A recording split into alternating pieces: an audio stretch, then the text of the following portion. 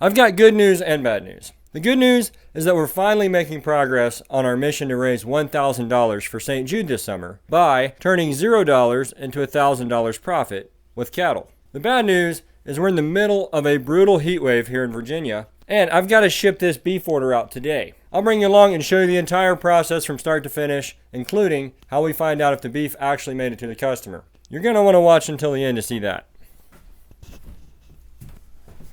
First, the order has to come in through the website, and that's when the timer starts. We guarantee that we'll ship the order out by the following Tuesday at the latest. And this order came in last Friday, so it has to go out today. The only problem? An extreme heat warning is in effect for much of Virginia from Monday, June 23rd until Wednesday, June 25th. Literally at its peak when the order is going to be in transit. But they don't call me Mr. Beef for nothing. Here's the plan. First, I've got to pull this order out of the freezer. And then I'll make sure I know exactly how much box space it's going to take. That's actually about perfect. This is what I was looking for. You have enough space here to fill in with dry ice, but you also have enough mass to keep everything cold. Next, I'll calculate how much dry ice we need, and then I'm going to go to our local welding store and buy a suspicious amount of dry ice. How's it going? Hopefully you don't need much, because I don't have much. Oh, well, goodness. Yep. You think you got 10 pounds? Oh, yeah. Oh, okay. 10 pounds I got.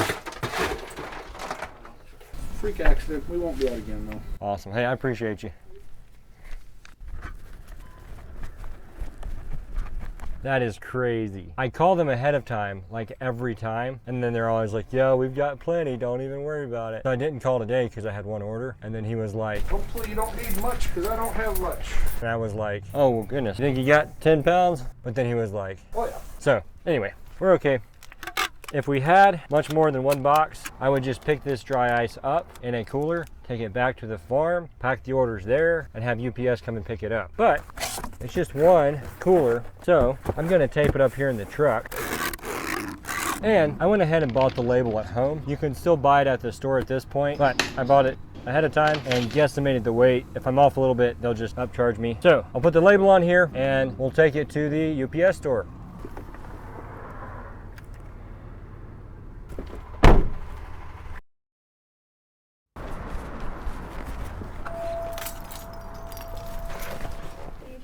Awesome, y'all have a great day. Okay, now we're back from the store. I'm gonna head back home. We're gonna go over the numbers for the challenge so far, where that puts us, and how we find out if the order arrived.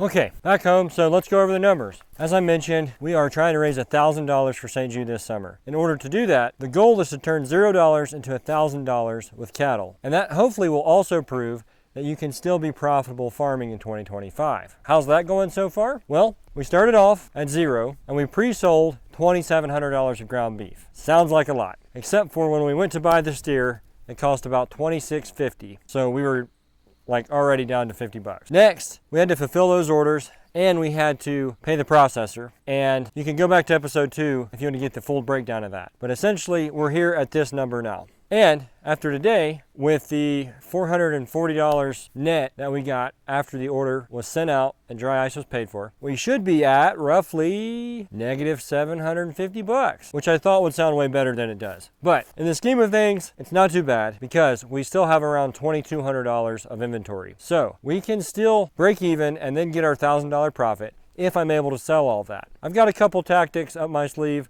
that we're gonna try this week, and I'll make sure to update you guys as to how that's going. Also, for those who have asked, Kenny has been pretty quiet recently, so if you know, you know.